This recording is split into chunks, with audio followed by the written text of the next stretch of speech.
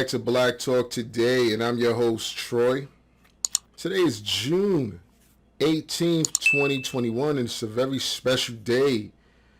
It is Juneteenth, and it is a day that should be celebrated by everyone here in America, especially if you're black. It should be a day that should be acknowledged, and it's now a national holiday. It's being acknowledged all across the nation here in America, and it is a day that blacks all across this nation should be aware of, and it is the day that blacks became free many, many years ago. And I hope everyone finds themselves in a safe place as usual, as normal. And of course, a lot to get into in this particular podcast. As for myself, I've been taking it one day at a time. That's the best way to take things. That's the best way to deal with life and everything that it has to offer, because life has a lot to offer. And if you're not readily prepared to deal with what life has to offer, you can find yourself to be a bit overwhelmed. And I know from time to time I find myself feeling overwhelmed. And, sometimes you need a break from reality. So whatever you need to do to find that break, to have that peace of mind for yourself, I need you to do it. It's the weekend. Go to the beach, go for a walk, be around loved ones, do something that you enjoy doing, because life is very stressful. And while we may work to survive, and it may be a necessity to do so, don't ever forget that you don't live to work, right? So now that I got that out the way, a lot to get into. Shout out to Texas. Texas is doing big things. The Lone Star State might be moving down there. I don't know. That's a high probability and possibility. All depends on if I can get on a department or something like that down there, some form of law enforcement department. But that's something that's on my radar. But the governor down there, Greg Abbott, he recently passed a bill, and that is the Permitless Carry bill.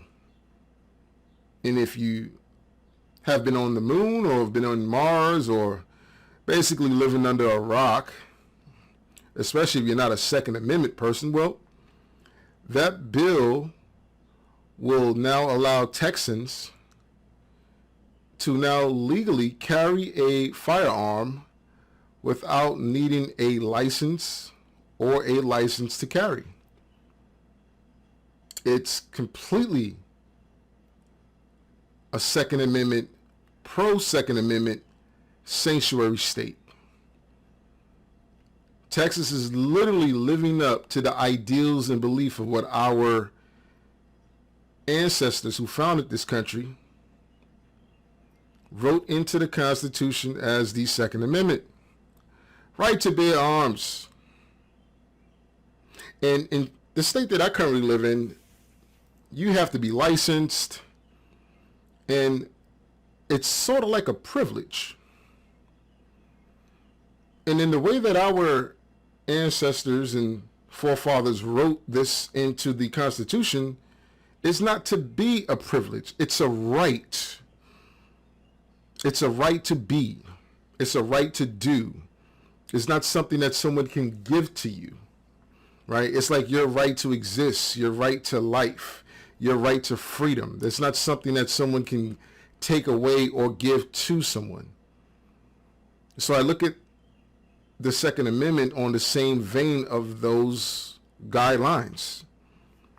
But again, in some states, it's a bit harsher, where they don't even acknowledge that right, which is in fact, right, denying you your Second Amendment right. Because at the end of the day, We're all American. So some states are a lot more stricter than others, and when it comes to your right to bear arms or to carry firearms or to even own firearms, some states just won't let you do it. Like New York, you cannot buy a firearm if you're just a normal, regular citizen. You have to be in some form of law enforcement. And I just think that that's very anti-American in every facet of the way. I mean, that's what makes us free. The right to pursue your freedoms and what makes you happy. And I feel that this is a step in the right direction for a lot of other states, because Texas is now one of 19 other states that are Second Amendment sanctuary states here in this country that are acknowledging the citizens' Second Amendment right. They're not requiring you to have to go through the hoops and the hurdles, the fingerprinting, the ups and the downs, the loopholes, the qualifying. Now, you're going to need to be 21, of course, to be able to exercise this right, of course, to be able to carry a firearm without any license. There's still restricted places where you can't obviously carry a firearm still, even with this new bill being passed. You can't carry a firearm, obviously, in an airport, school, sporting events, bars, post office, things of the nature, right? But again, like I said, it's sort of like a catch-22 though, because while it's a great thing to empower the American citizens with the right to defend their lives and to protect their property, protect their family, and that is the American way. That is American in nature to be able to do so. I'm wondering if the crime element is going to play a part in this now. Because while crime has been increasing all across this nation, and maybe that's due to the fact that now, a lot of the mandates of the pandemic that we've been dealing with have been lifted in pretty much every state at this particular moment. Folks are out now. It's the best weather season, summertime. So we've been cooped up in our homes for over a year now, and folks just want to get out and strut their stuff. And I understand. Folks just want to get out, be around other people, go to the beach, have that sun hit your face, be outdoors. But also, there's going to be a bit of bent up tolerance, intolerance of other people. We haven't had to deal with each other in close proximity for over a year. And now we have the run of the gamut to just move around and be around whoever we want now. That's going to take some adjustment, so you can expect people to be hot-headed and, hot-tempered when it comes to just basically anything. And now this bill is being introduced, and I'm a bit concerned about it. There's been some pushback from, obviously, the opposition, which is the Democratic Party. And while, I'm a pro-Second Amendment guy all the way across the board, I'm very unapologetic about that. At the same time, there's some reasonable questions that I still feel maybe haven't been thought through when it comes to this permitless carry bill. Like, I think this is going to make law enforcement's ability to do their job extremely harder now. Because now any Joe on the street that's of age can pretty much brandish a firearm and it be legal. Now, of course, if you're a convicted felon, then you just don't have that right. But at the same time, I have a question. Wouldn't you be denying a felon the ability or the right to be able to bear arms even if they serve their penal time in the judicial jail or system and now they come out? Well, they already served their time and they paid their debt and restitution to the government with the time served. Should they still be denied the right to the same privilege and proclivities that I have as an American citizen, even though I'm not a felon and they are? That question still hasn't been answered. So I'm a bit concerned about that. I'm very much concerned about that. And I'm sure there are some folks that are serving time in prison are wondering as well, like, hey, you know, when I get out, maybe I didn't go to jail for a felony crime, maybe a misdemeanor crime, or maybe a lesser crime. Do I still qualify under this bill to still be able to exercise my Second Amendment right? So I think there's still some gray area there for some people, well, especially myself, because I'm not a Texan.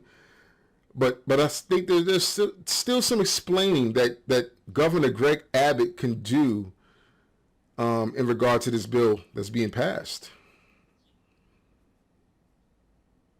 But Texas has always been considered the Wild Wild West because it literally is the Wild Wild West. And I'm not saying we're going to have like the Golden Corral type era or time where, you know, you just come out of the saloon and there's this gun battle standoff and, you know, you're in the middle of the road, in the middle of the street, you're about to duel it out and shoot guns at each other. I'm not saying you're going to have that kind of component here, but it's going to be very interesting to see, right, if the crime element increases or if it decreases, because now you're going to have good people that have now the liberty to legally carry firearms. And you know the saying, there's a saying, you know, if there only was a good guy with a gun, whenever there's a bad person with a gun, they possibly could deter crime or a dangerous event from occurring.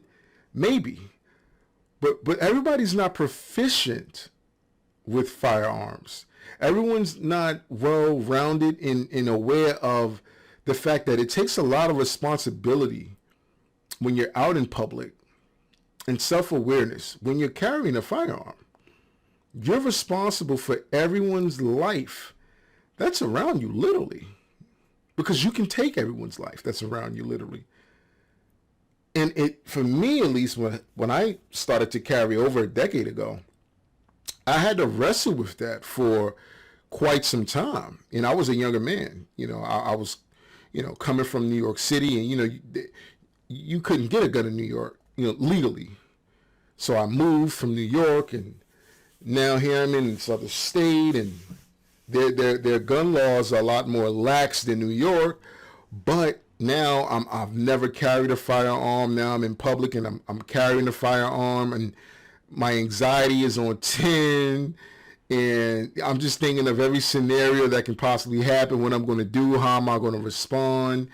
And if you don't have the train or the wherewithal to think before you react, because sometimes you may have to just react without thinking, which is a very dangerous thing to do, but sometimes that might be your only course of reaction. But when you can think before you react, I think you'd be better off. But sometimes you have to react very quickly. And for someone that may not be trained with firearms, and now you have this law that Greg Abbott put on the books now, what's to stop somebody from assuming that maybe, hypothetically speaking, I'll give you an example. You see a grandmom sees her daughter arguing with her kid's father, and the child, her grandbaby, is present as well, and the father spanks the grandchild, and the grandmother's upset, and she sees this from a distance, and she storms out there with a firearm, and she shoots the father because there's this animosity, or she feel like the father was harming the child. Like, there's so much gray area going on there that is just, I don't know if it's going to open up a Pandora's box that a lot of Texans might not have wanted open. Now, listen, Texas gun laws as they are some of the most lax gun laws in the United States. Like, let's not get it confused here and twisted here. Like, Texas is a gun state. That'll never change. But I think also at the same time, again, I'm just thinking from the aspect of how the police are going to respond to people that have firearms on them and not be able to have the normal assumptions of people that are now able to actually have these firearms on them. And you're going to have people who are very bad people that legally can now have firearms on them. You're going to have drug dealers that may be intending to deal drugs can legally have firearms on them. And I think now you're putting the police in such a bind where now you can't profile anyone now. You clearly can't, just detain somebody because they have a firearm. Well, you don't even need a license now to have a firearm. So, you want to walk around, or whenever someone's pulled over, you're going to ID everyone now? Like, that's a process. That's going to be something that's not going to be literally realistic for every cop to have to deal with and expect them to pull off every time. You got crimes that are going on that's going to take precedent. You're going to have so many things going on. So now every time a cop assumes that somebody has a gun on them, they can have it on them without even having a license. They don't even need to technically identify themselves with you. Or do they? Again, this is where Governor Greg Abbott has to clarify what this actual permitless carry bill means. Because while I'm not a Texan, there's still a lot of gray areas there that I still haven't gotten. And I'm sure there's Texans out there that are still just as perplexed about the questions that I've brought and shared here. Like, what's the nuances that we're still not getting here? You know what I mean? Like, what is it? What's the gray area? Let's pull back the gray tape and get to the bottom of this. And then not only that, like, what about mentally disturbed people? Like, of course, if you're mentally disturbed, then how do you go into a gun store and buy a firearm? Well, there's a lot of ways. There's private sale. What if someone sells someone a firearm that doesn't appear to be mentally disturbed, but in all reality they are? And you privately sell them that handgun that they now don't even need a license to even carry the handgun. See, this is where I'm not going to say so much clash here, but this is where I'm okay to a degree with there being some sort of license that you may need to have to prove your proficiency and your safety with the firearm. I feel like if you're going to carry a firearm, you're going to have to be able to prove that you are proficient to carrying it. And once you prove that you're proficient at carrying that firearm, you shouldn't have to prove your proficiency again. It should be a lifetime deal. Okay, you can shoot. You can clearly operate the firearm safely and not endanger yourself or endanger another individual. So therefore, you're competent. I'm for that. But I can only imagine you're going to have a lot of idiots out there for the first time that may have never shot, may have never held a handgun in their hand or a rifle in their hand on their person. And now they have this ability and access to these kind of tools, and things just go haywire. They just do something dumb. They accidentally shoot a child. They accidentally shoot someone they love or someone they know. Then what happens? You created an element that didn't necessarily need to be created. So I'm just a bit wary when it comes to this bill. And again, I think Governor, I think he has the best intentions for Texans, but I think maybe we could have thought this through and took this maybe a different direction, because I still want to see what the statistics show year one after this bill is passed, how Texans are faring now that they are a Second Amendment sanctuary state, and any Joe and anyone can get a gun now if they're 21 years and older. So that's going to be very interesting to see how that pans out. That's just my personal opinion, and I'll keep you guys posted. Now, I just found out like I said, I don't live in the South. I'm not a Southerner. I live in the northern region of the country. But I've been following the news, and I've been following different regions of the country and looking to see where there's a lot of spiking crime occurring. And for whatever reason, my crime radar sensor keeps spiking whenever I point in the direction of Georgia, particularly Atlanta.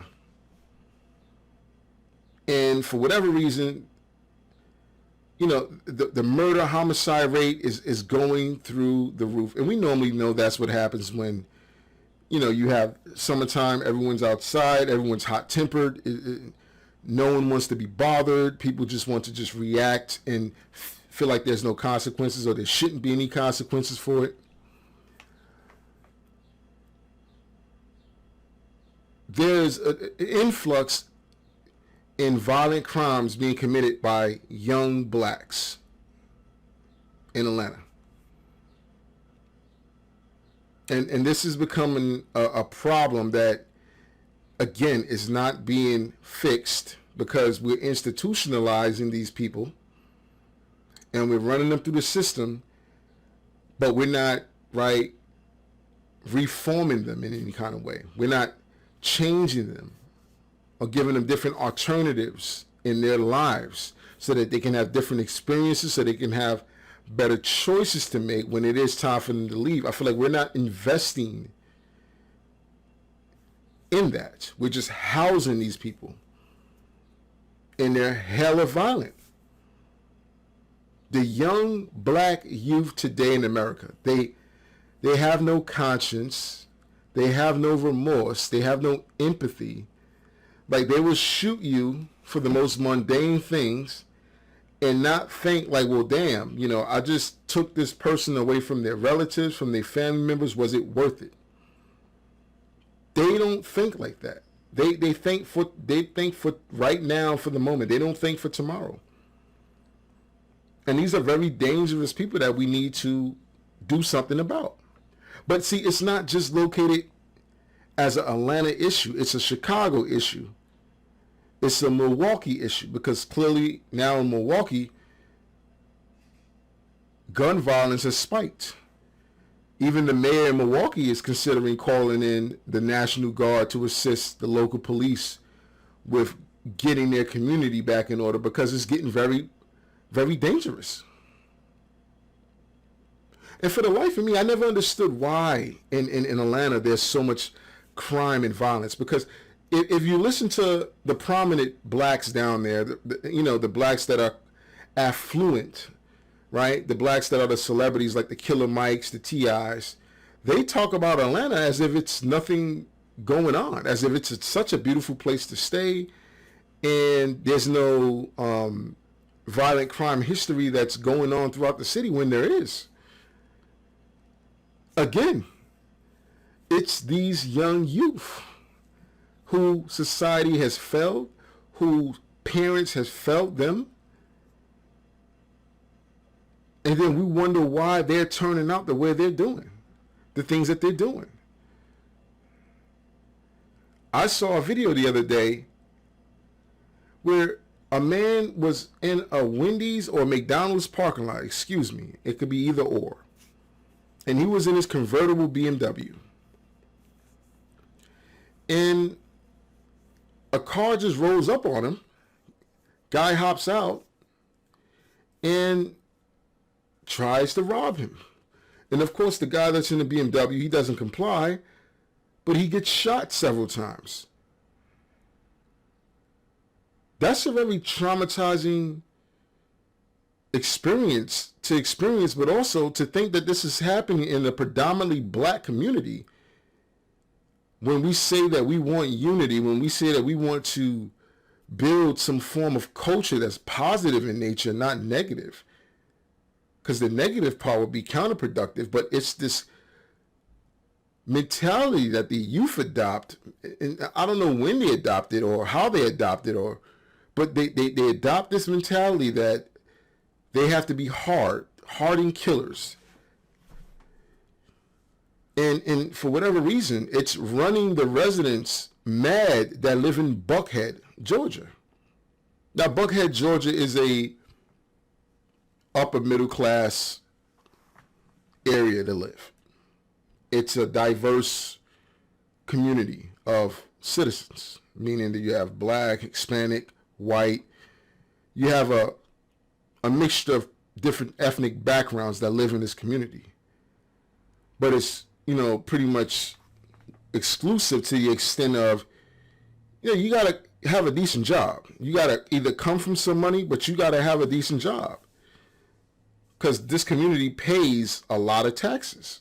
And it's in close proximity of Atlanta. So Atlanta technically benefits from Buckhead.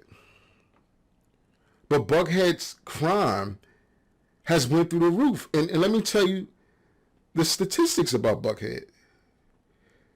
It's only 86,000 people that live in Buckhead. So it's not like it's a large populace of people that live there. It's only 86,000. And the people there that live there, again, this is in the trap community. There's no bando houses in this community. Now, this is a working class, working family community of people that make decent money. And they're trying to figure out, well, why don't we have the protection that we need? Why isn't Atlanta and the law enforcement providing adequate protection for people that live in this community, which is a reasonable thing to request and ask? In Atlanta, for whatever reason, Ms. Bottoms, she doesn't want to hold these young youth or just black people in general accountable for anything that they do. We committing crimes against each other like it's no tomorrow. It seems like we're more of our worst enemy than anybody else's. We can't even live in peace and harmony. Go home,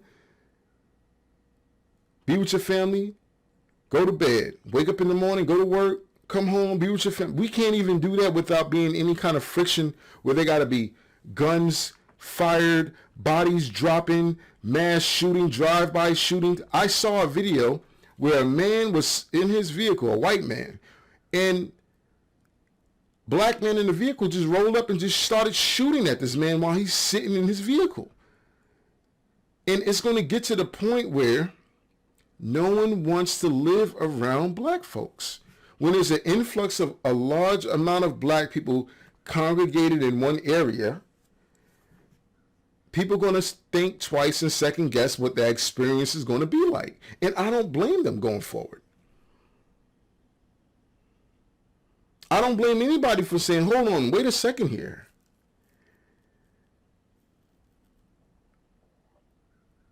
These people that are here, if you look at the communities that they're coming from, this is not going to end well for me.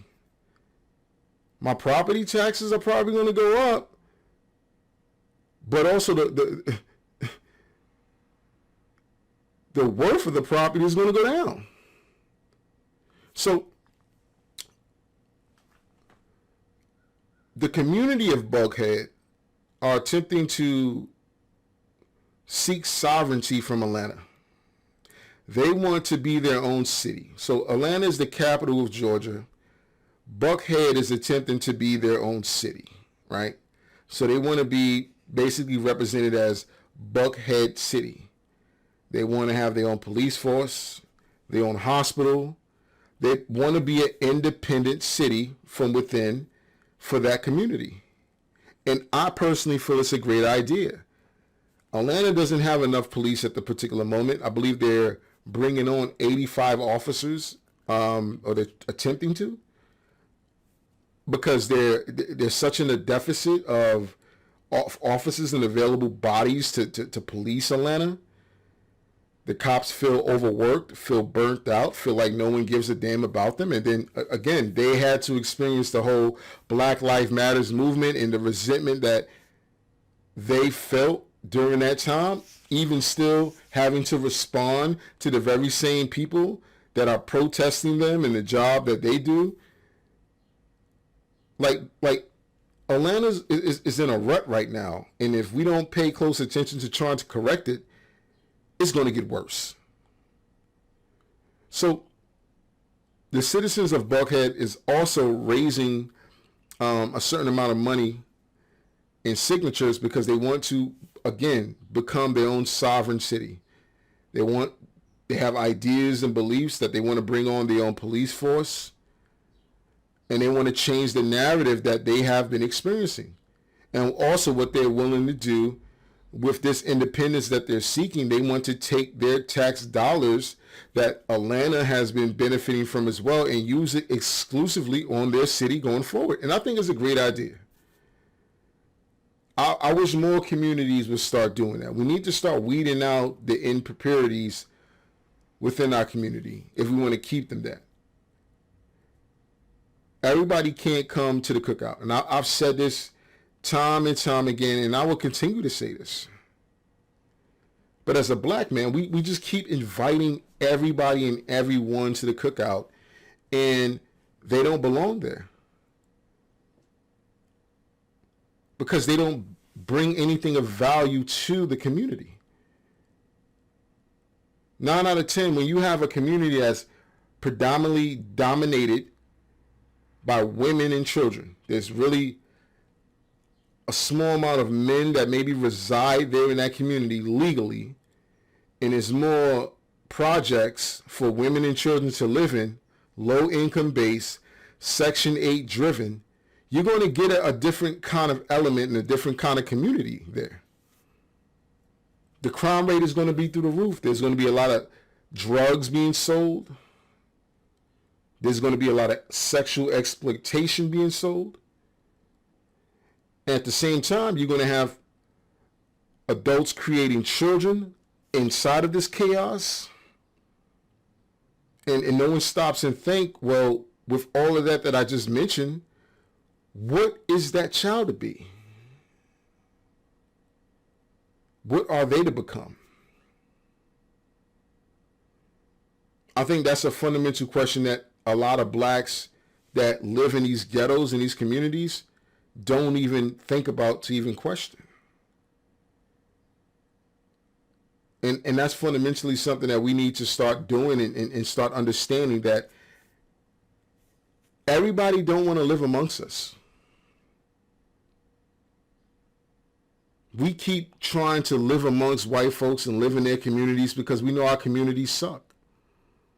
We know we don't have communities that's thriving, communities that's supportive of one another, communities that's therapeutic to the sense of aiding and protecting the people that live within those communities.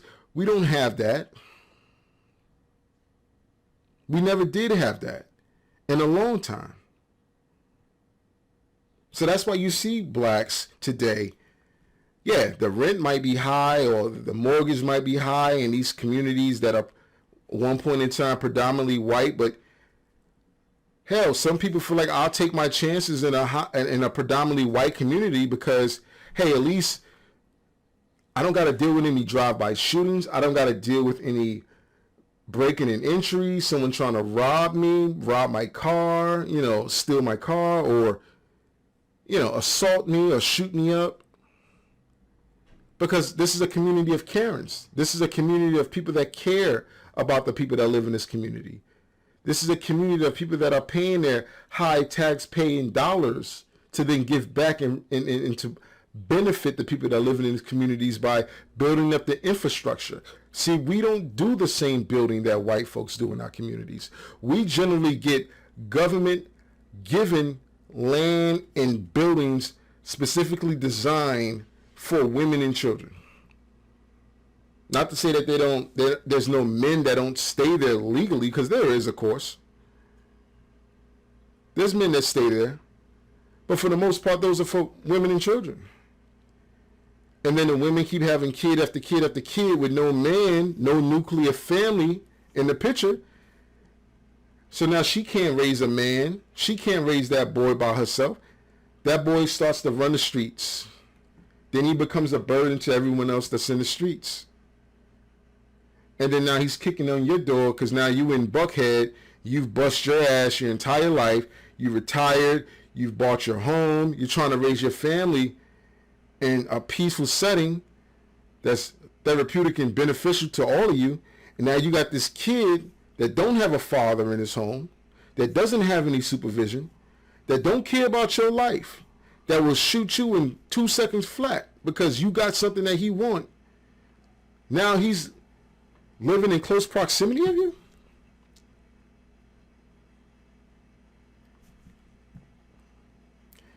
It's unfortunate, man. I think we really got to be careful going forward, because nobody wants to live next to us. Now, I live in a predominantly Portuguese community, right? And I'm cool. I don't have no issues. I don't have no one attempting to break into my vehicle. No one's trying to break into my home.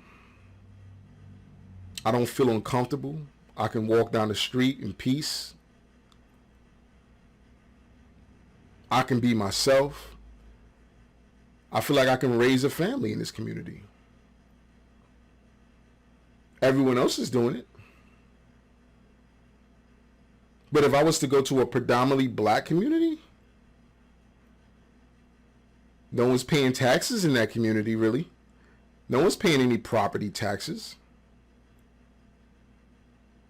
No one's contributing back to the welfare of that community. And when there's gang activity or violent activity that's going on, no one's working with the local law enforcement to remedy that community so that you can have a peaceful and quiet place for your children to grow up in. Those expectations are not there.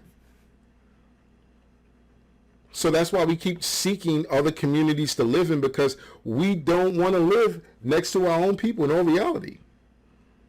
Especially if we don't have to. Now, if you don't got no choice, you ain't got no choice. But every black person that gets a little money, they start running for the hills. Am I lying?